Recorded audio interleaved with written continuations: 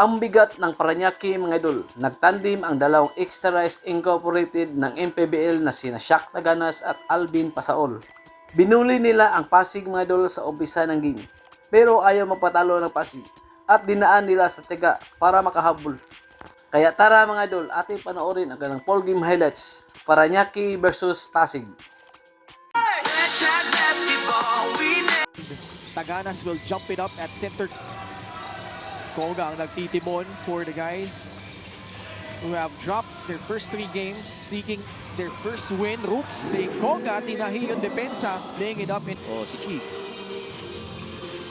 Nagbalik lang ulit dito sa Pasig for the second consecutive season. Tweety Santos comes away with a steal, knocks down a triple from the Batang Kangkalu. And I love that we came up with that show. 5-0 start for Parañaque. And I say that I love it because you get to know some of the players. You see a 3 right there by Alvin Pasaol, who missed that layup shot. Inside, Ruse Koga. Ball deflected by Bautista. Pito saves it, and Galicia finally gets passing on the score. Galicia, Estacio, Keith Pido. You know, this is a very formidable team din para dito sa Pasig. Tweety De Leon, another basket right there. LGR, the official outfitter of the MPBL. Koga gets to the cup. Another left-handed finish. On offense. Flores moving quite well. Everything but the finish. But there to clean it up was Lester Tamayo. I like evolved offensively. His usage rate from last season was 28%. Grabs the rebound. Off balance, Cruz. No look pass. Pasaol. Corner pocket 3 is good. The rebound, Flores comes away with it. Still enough time. Malole sidestep. Nice pass. And locates Lester Tamayo for the finish under Niake. Cosa, Patiliano sa loob. Cruz leaning in. Ayaw pa din. Puts it back. Force it up. Terzo left free for a 3. Offensive rebound. Another one from Parañaque. Nobody locating, and nearest guy to them on a defensive rebound. You have to locate and box out. Nice move by Warlock. Joseph Terzo. Somehow yung involvement niya dun sa sistema naging lesser, no? After a certain number of games. Strong drive. Si Cruz kanina pa it's remaining in the second quarter. Mark Sarangay being bothered by Lester Tamayo. Matiliano with 8 seconds on the shot clock. Paulo Castro cashing in from the outside. Knocks down a 3. Terzo pops out. Coming off a screen, Paulo Castro. Mid-range jumper. Pista mo na. Yan ang isa sa makukuha mo dito kay Paulo. Flores turns down an open jumper. Sa loob, Jay Gars, Jerome Garcia. Flex quarter number 2. Pace has slowed down drastically. Monte, open free, book it.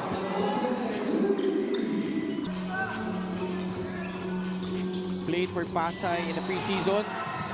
Estacio stealing the pocket of 34-28. Tagana susubok sa 3. Yes! Sa pag-rebound, sa pagtira ng 3. Galicia. Release pass. Nice Hopping ball. into the lane. Lester Tamayo will score again. Show. This will count and it goes.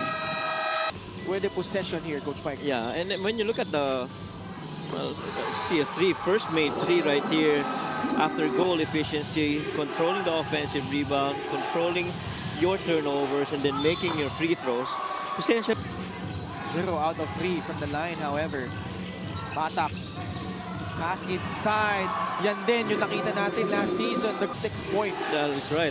Actually, isa sa mga takeaways nila pagdating sa first half. You know, assist to turnover ratio. Another one in flight. Boy, they are on a 10. Stolen away by Keith Pido. On the run, John Gabriel. Ooh. Striding down the paint. Doesn't force it. Instead, he finds a wide open Felix Corpus who drills in a three. First half. Pasa all face-up jumper over Warlo Batak. Pretty much automatic. Galicia trying to mark Rusey Koga. Pasa all, quick swing pass. Marlon Monte puts some art into that shot and just in the Corpus. 3-point shot. Warlo Batak, 2 out of 2. 8% three-point shooter from last season. And we were asking how he would make the next step. Can't finish. Pido. Si Warlo Batak na naman. 10 of his 8. Pasa all. Bumagsak. Natin pa sa all down. He was in pain after tinamaan yata sa mukha ni John Gabriel as he was trying to go right side on that shot. Oh yeah, Siko pala. That was that elbow right through the face. All the while from our vantage point, I thought it was para Si Alvin. yeah. These are big free throws.